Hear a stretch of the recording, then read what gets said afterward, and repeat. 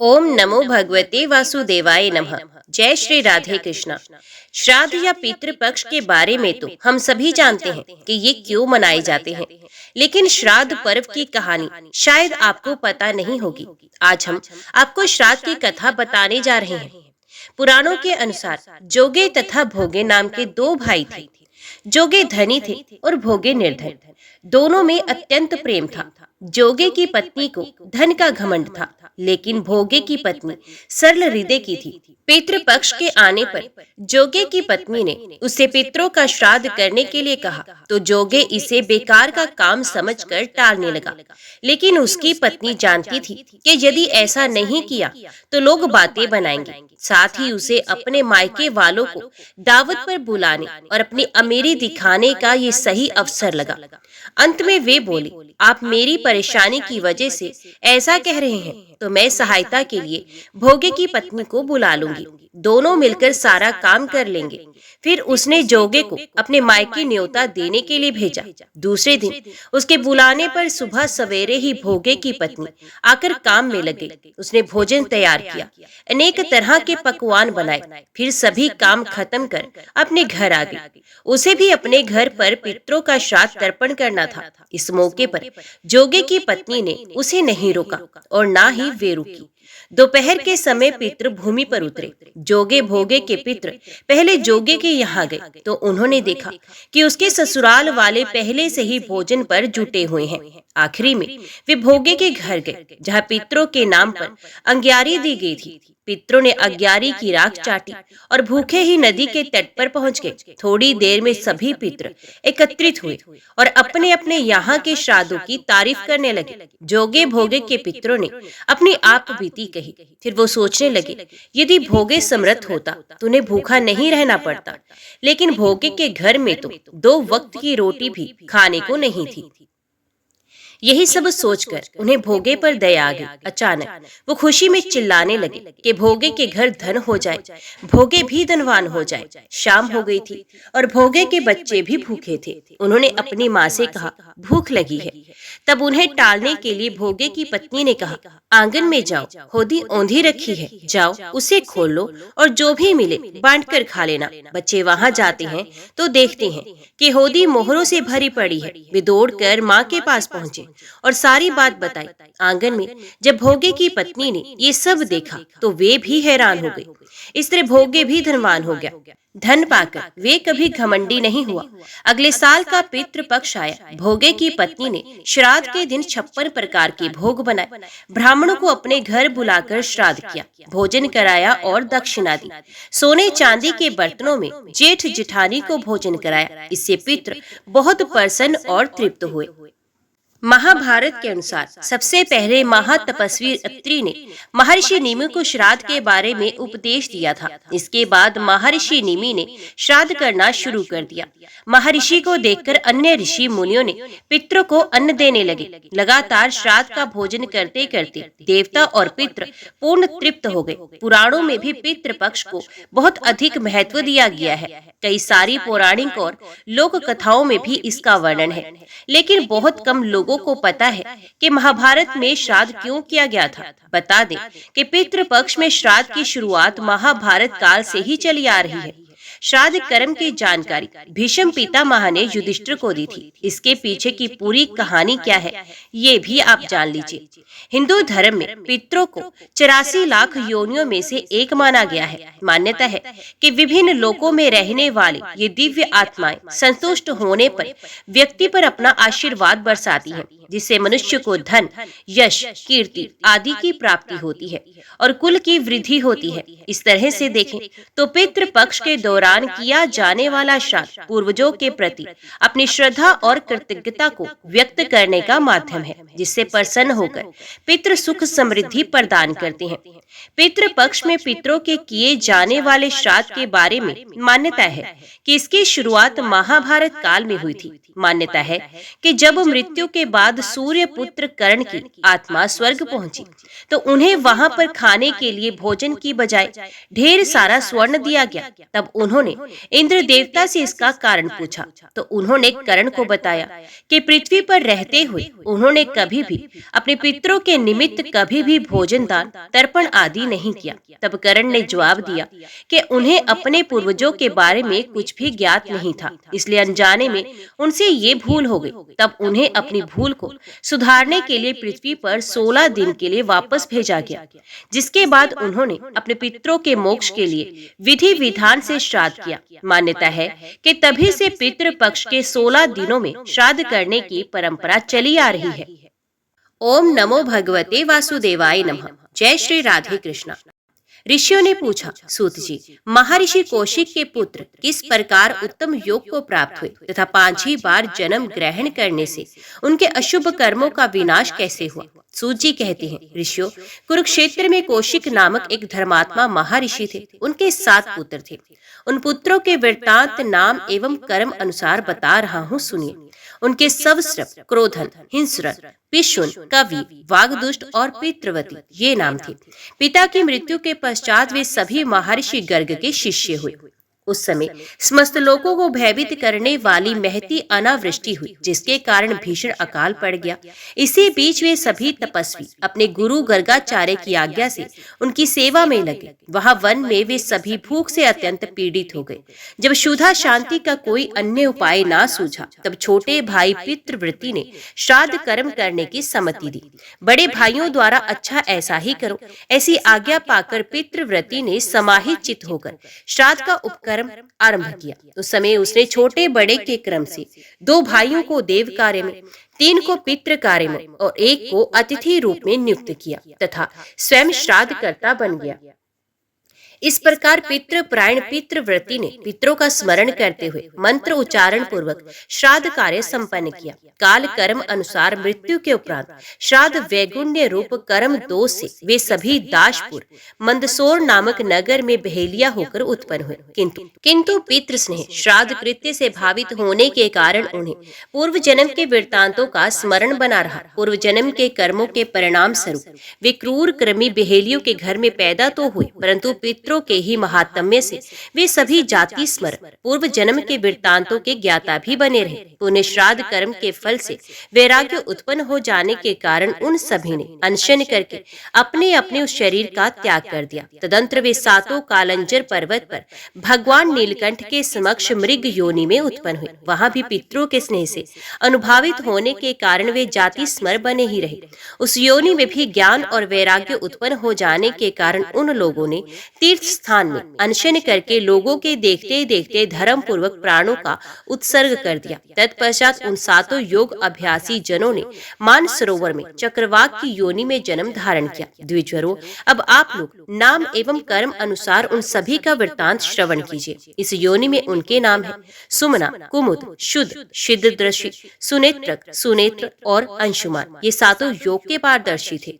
इनमें से अल्प बुद्धि वाले 3 तो योग से भ्रष्ट हो गए और इधर उधर भ्रमण करने लगे। उसी समय एक पांचाल वंशी नरेश, जो महान बल और पराक्रम से संपन्न था तथा जिसके पास अधिक से अधिक सेना और वाहन थे, अपने क्रीड़ा उद्यान में स्त्रियों के साथ अनेक विध हाव भावों से क्रीड़ा कर रहा था। उस शोभाशाली राजा को देखकर उन जल पक्षियों में से एक को, जो पितृभक्त श्राद्ध करता पितृवर्ती नामक ब्राह्मण था, राज्य प्राप्ति की आकांक्षा उत्पन्न हो गई। इसी प्रकार दूसरे दोनों ने राजा के 2 मंत्रियों को प्रचुर सेना और वाहनों से युक्त देखकर इस मृत्युलोक में मंत्री पद प्राप्त करने की इच्छा व्यक्त की। द्विजवरों, उनमें से जो 4 निष्काम थे, वे सभी श्रेष्ठ ब्राह्मण कुल में पैदा हुए।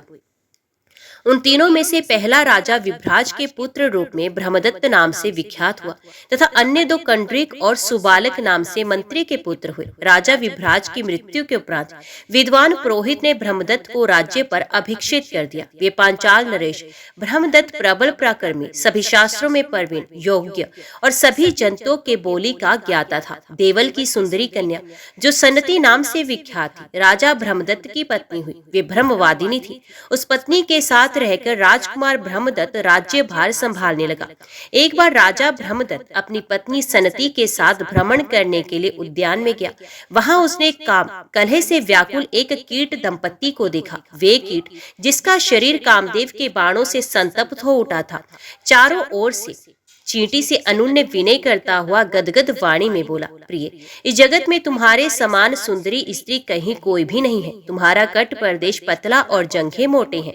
तुम स्तनों के भारी भार से विनम्र होकर चलने वाली, स्वर्ण के समान गौर वर्ण, सुंदर कमर वाली, मृदु भाषणी, मनोहर हास्य से युक्त, भली भांति लक्ष्य को भेदन करने वाले, नेत्रों और जीभ से संवित तथा गुड़ और शक्कर की प्रेमी हो। तुम मेरे भोजन कर लेने के पश्चात भोजन करती हो तथा मेरे स्नान कर लेने पर स्नान करती हो। इसी प्रकार मेरे परदेश चले जाने पर तुम दीन हो जाती हो और क्रुद्ध होने पर भयभीत हो जाती हो। कल्याणी, बताओ तो सही, तुम किस कारण क्रोध से मुंह फुलाए बैठी हो? तब क्रोध से भरी हुई चींटी उस कीट से बोली, शठ, तुम क्या मुझसे व्यर्थ बकवाद कर रहे हो? अरे धूर्त, अभी कल ही तुमने मेरा परित्याग करके लड्डू का चूर्ण ले जाकर दूसरी चींटी को नहीं दिया है। चींटा बोला, वर वरणी, तुम्हारे सदृश रूप रंग वाली होने के कारण मैंने भूल से दूसरी चींटी को लड्डू दे दिया। अतभामिनी, तुम मेरे इस एक अपराध को क्षमा कर दो। सुव्रती, मैं पुनः कभी भी इस प्रकार का कार्य नहीं करूंगा। मैं सत्य की दुहाई देकर तुम्हारे चरण छूता हूँ, तुम मुझ विनीत पर प्रसन्न हो जाओ। सूत जी कहते हैं, ऋषियों, इस प्रकार उस चींटे का कथन सुनकर वे चींटी प्रसन्न हो गई। इधर चक्रपाणी भगवान विष्णु की कृपा से समस्त प्राणियों की बोली का ज्ञाता होने के कारण ब्रह्मदत्त भी उस सारे वृत्तांत को जानकर विस्मय विमुग्ध हो गया। ऋषियों ने पूछा, सूत जी, ब्रह्मदत्त इस भूतल पर जन्म लेकर समस्त प्राणियों की बोली के ज्ञाता कैसे हो गए तथा वे चारों चक्रवाक किसके कुल में उत्पन्न हुए? सूत जी कहते हैं, ऋषियों, वे चारों चक्रवाक उसी ब्रह्मदत्त के नगर में एक वृद्ध ब्राह्मण के पुत्र रूप से उत्पन्न हुए थे। उस जन्म में भी वे ब्राह्मण पूर्वत जाति स्मर बने रहे। उस समय उनके धृतिमान, तत्वदर्शी, विद्याचंड और तपोत्सु ये चार नाम थे। वे कर्म अनुसार एक अत्यंत सुदृढ़ ब्राह्मण के पुत्र थे। बचपन में ही इन ब्राह्मणों की बुद्धि तपस्या की ओर प्रवृत्त हो गई। तब ये द्विज श्रेष्ठ पिता से प्रार्थना करते हुए बोले, पिताजी, हम लोग तपस्या करके परम सिद्धि प्राप्त करना चाहते हैं। उनके इस कथन को सुनकर महातपस्वी सुदृढ़ दीन वाणी में बोले, पुत्रो, ये कैसी बात कह रहे हो? मुझे दरिद्र बूढ़े पिता को छोड़कर तुम लोग वनवासी होना चाहते हो? भला मेरा परित्याग कर देने से तुम लोगों को कौन सा धर्म प्राप्त होगा तथा तुम्हारी क्या गति होगी? ये तो महान अधर्म है। ऐसा कहकर पिता ने उन्हें मना कर दिया। ये सुनकर उन पुत्रों ने कहा, तात, हम लोगों ने आपके जीविका उपार्जन का प्रबंध कर लिया है। इसके अतिरिक्त आपको और क्या चाहिए सो बताइए। यदि आप प्रातः काल राजा ब्रह्मदत्त के समक्ष जा पाठ कीजिएगा तो वे आपको प्रचुर धन संपत्ति एवं सहस्रों ग्राम प्रदान करेंगे। जो कुरुक्षेत्र में श्रेष्ठ ब्राह्मण, दाशपुर, मंदसौर में व्याध, कालंजर पर्वत पर मृग और मान सरोवर में 7 चक्रवाक थे, वे सिद्ध होकर यहाँ निवास करते हैं। पिता से ऐसा कहकर वे सभी तपस्या करने के लिए वन में चले गए। इधर वृद्ध सुदृढ़ भी अपनी स्वार्थ सिद्धि के लिए राजभवन की ओर चल पड़े। अब ब्रह्मदत्त की उत्पत्ति कथा बताते हैं। पूर्व काल में पांचाल देश के एक अणहु नामक नरेश हो गए हैं, जो विभ्राट के पुत्र थे। वे पुत्र प्राप्ति की कामना से कठोर व्रत में तत्पर होकर सामर्थ्यशाली एवं सर्वव्यापक देव देवेश्वर नारायण श्री हरि की आराधना करने लगे। तत्पश्चात अधिक काल व्यतीत होने पर भगवान जनार्दन उनकी आराधना से प्रसन्न हुए और उनके समक्ष प्रकट होकर बोले, राजन, तुम्हारा कल्याण हो। अब तुम अपना मनोवांछित वरदान मांग लो। भगवान विष्णु के ऐसा कहने पर राजा ने उत्तम वर की याचना करते हुए कहा, दिवेश, मुझे ऐसा पुत्र प्रदान कीजिए जो महान बल पराक्रम से संपन्न, संपूर्ण शास्त्रों का पारगामी विद्वान, धार्मिक, श्रेष्ठ योगी, संपूर्ण प्राणियों की बोली का ज्ञाता और योग अभ्यासी हो। भगवान, मुझे ऐसा ही औरस पुत्र दीजिए। ये सुनकर विश्वात्मा परमेश्वर राजा से ऐसा ही हो यो कहकर समस्त देवताओं के देखते देखते वहीं अंतर ध्यान हो गए। तदंतर समय अनुसार वही प्रतापी ब्रह्मदत्त उस राजा अणु का पुत्र हुआ, जो आगे चलकर संपूर्ण जीवों पर दयालु, समस्त प्राणियों में अमित बल संपन्न, संपूर्ण प्राणियों की भाषा का ज्ञाता और समस्त प्राणियों के राजा धीराज सम्राट हुआ। तत्पश्चात जहाँ वे कीट दंपति बातें करते हुए स्थित थे, वहां पहुंचने पर चींटे की काम चेष्टा को देखकर योगात्मा ब्रह्मदत्त को हंसी आ गई।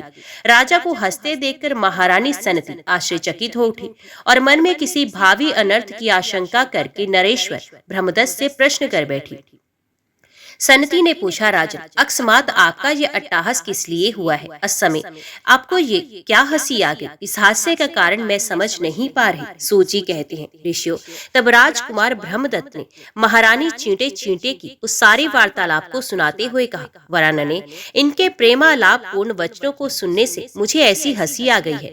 मेरी हंसी के विषय में कोई अन्य कारण नहीं है, परंतु रानी सनती ने राजा के उस कथन पर विश्वास नहीं किया और कहा, राजन, आपका ये कथन सरासर सत्य है। अभी अभी आपने मेरे ही किसी विषय को लेकर हास्य किया है, अतः अब मैं जीवन धारण नहीं करूंगी। भला देवताओं के अतिरिक्त मृत्यु लोक निवासी प्राणी चींटे चींटी की वार्तालाप को कैसे जान सकता है? इसलिए यहाँ आपने मेरी ही हंसी उड़ाई है। इसके अतिरिक्त और क्या हो सकता है? रानी की बात सुनकर निष्पाप राजा ब्रह्मदत्त कुछ उत्तर ना दे सके। फिर इस रहस्य को जानने की इच्छा से वे श्री हरि के समक्ष नियम पूर्वक आराधना करते हुए 7 रात तक बैठे रहे। अंत में भगवान ऋषिकेश ने स्वप्न में राजा से कहा, राजा, प्रातःकाल तुम्हारे नगर में घूमता हुआ एक वृद्ध ब्राह्मण जो कुछ कहेगा, उसके उन वचनों से तुम्हें सारा रहस्य ज्ञात हो जाएगा।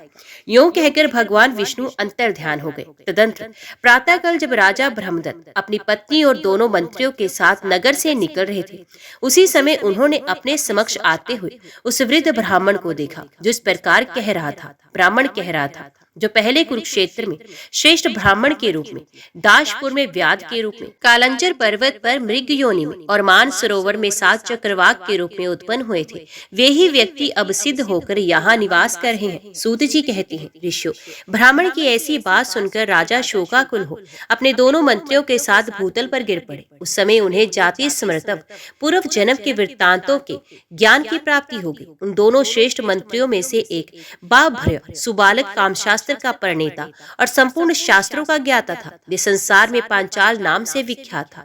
दूसरा कंड्रीक भी धर्मात्मा और वेद शास्त्र का प्रवर्तक था।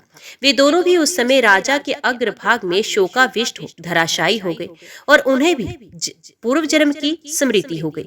उस समय वे विलाप करते हुए कहने लगे, हाय, हम लोग लोलुप हो कर्म बंधन में फंसकर योग से पूर्णता भ्रष्ट हो गए। इस तरह अनेकाविध विलाप करके वे तीनों योग के पारदर्शी विद्वान विस्याविष्ट हो बारंबार श्राद्ध के महात्म्य का अभिनंदन करने लगे। तत्पश्चात राजा ने उस ब्राह्मण को अनेक गांवों सहित प्रचुर धन संपत्ति प्रदान की। इस प्रकार धन की प्राप्ति से हर्षित हुए उस वृद्ध ब्राह्मण को विदा कर राजा ब्रह्मदत्त ने राजलक्षणों से युक्त अपने विश्वक्सेन नामक औरस पुत्र को राज्य प्रभिक्षित कर दिया और स्वयं जंगल की राह ली। तदंतर ब्रह्मदत्त आदि वे सभी श्रेष्ठ योगी मत्स्य रहित एवं पितृभक्त होकर उस मान सरोवर में परस्पर आ मिले। सनती का अमर्ष गल गया और वे राजा से कहने लगी, राजा, आप जो ये अभिलाषा कर रहे हैं वे सब राज्य त्याग का ही परिणाम है और निश्चय ही मेरे द्वारा घटित हुआ है। राजा ने ऐसा ही हो कहकर उसकी बात को स्वीकार किया और पुनः उसका अभिनंदन करते हुए कहा, ये तुम्हारी ही कृपा है जो मुझे ये सारा फल प्राप्त हो रहा है। तदंतर वे सभी वनवासी योग का आश्रय लेकर अपने तपोबल के प्रभाव से ब्रह्मरंध्र द्वारा प्राण त्याग करके परम पद को प्राप्त हो गए। इस प्रकार प्रसन्न हुए पितामह पितृलोक मनुष्य को आयु, धन, विद्या, स्वर्ग, मोक्ष, सुख, पुत्र और राज्य प्रदान करते हैं। द्विजवरों, जो मनुष्य ब्रह्मदत्त के इस पितृ महात्म्य को ब्राह्मणों को सुनाता है या स्वयं श्रवण करता है अथवा पढ़ता है, वे 100 करोड़ कल्पों तक ब्रह्मलोक में प्रशंसित होता है। ओम नमो भगवते वासुदेवाय नमः। जय श्री राधे कृष्ण। आज की वीडियो में इतना ही। उम्मीद करती हूँ वीडियो आपको पसंद आई होगी। वीडियो पसंद आई हो तो वीडियो को लाइक और चैनल को सब्सक्राइब जरूर कीजिएगा। जय श्री हरि लिखकर कमेंट बॉक्स में अपनी हाजिरी और अपने सुझाव देना ना भूलेगा। तो मिलते हैं अगली कथा अगली वीडियो के साथ। तब तक के लिए देखते व सुनते रहिए। जय मां कंजक, जय माता दी।